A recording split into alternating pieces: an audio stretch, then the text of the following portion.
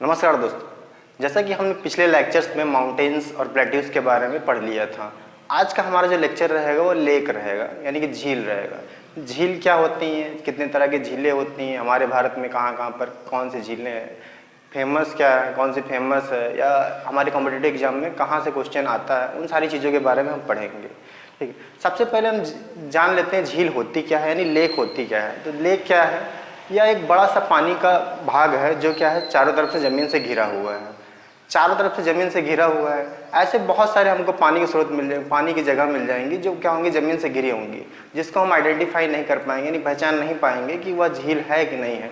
तो झीलों को पहचानने के लिए हम बोल देते हैं कि झील क्या है, एक बड़ा सा पार्ट जो पानी का घिरा हुआ है, उसकी कम से कम जो गहराई होनी चाहिए वह 20 फीट होनी चाहिए। क्योंकि अगर 20 फीट से कम हो गया, अगर वह गहराई 20 फीट से कम हो गई, तब वो क्या होगा ना, तो वो तालाब में गिनती होगी उसकी, तब वो झील नहीं रह जाएगी।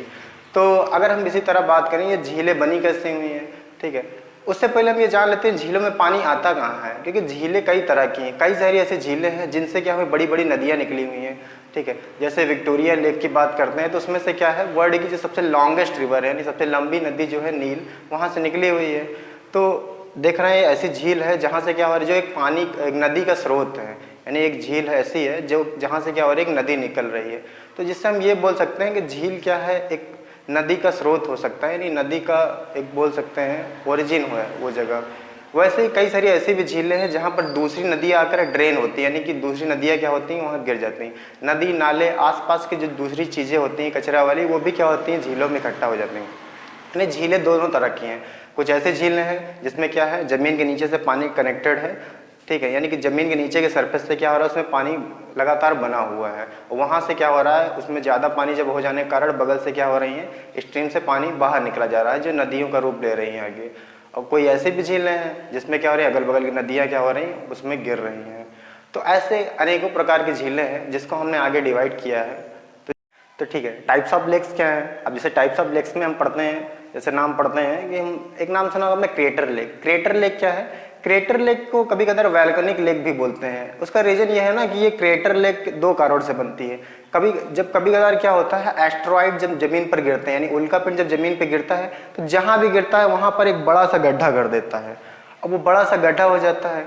अब बड़ा सा गड्ढा होने के कारण क्या होता है, वो खाली जगह तो हो ही गई है। अब कंटिन्यू उस जगह पर जब बारिश होगी, अगल बगल का जो नाला है, नदियाँ हैं, उन सब का पानी क्या होगा, धीरे धीरे उसमें इकट्ठा होता रहेगा, भरता रहेगा। एक समय ऐसा आ जाएगा कि वो ऊपर तक भर जाएगा। अब वो जब एस्ट्रॉइड गिरा है तो जाहिर सी बात है बड़ा सा गड्ढा ही करेगा। बड़ा सा गड्ढा करेगा नहीं, जब पानी भी भर जाएगा तो वो एक लेक का रूप ले लेगा। ऐसे ही क्या होता है ना, जो वैल्कनोस होते हैं, एक्सटिंक्ट वैल्कनो, यानी कि जो खत्म हो चुके हैं, ऐसे वैल्कनो जो दोबारा उनको फटने के चांसेस नहीं है, अब वो भी खाली होते हैं। जब भी देखा होगा आपने, वैल्कनो जो होता है वो ऊपर से क्या होता है, इससे वेंट शेप में होता है, यानी ऊपर से ओपन होता है, उठा हुआ पार्ट होता है। अब वो भी क्या होगा, एक तरह का गड्ढा ही समझे, अगर देखा जाए तो वैल्कनो का एक तरह का बड़ा सा ही गड्ढा है। अब उसमें क्या होता है ना, जब वो एक्सटिंक्ट हो जाता है, यानी कोई आग वाग नीचे नहीं रह गई, कोई लावा मैग्मा नहीं बचा है, तो उसमें भी क्या होता है, बारिश के कारण धीरे धीरे क्या होता है, पानी भरता चला जाता है।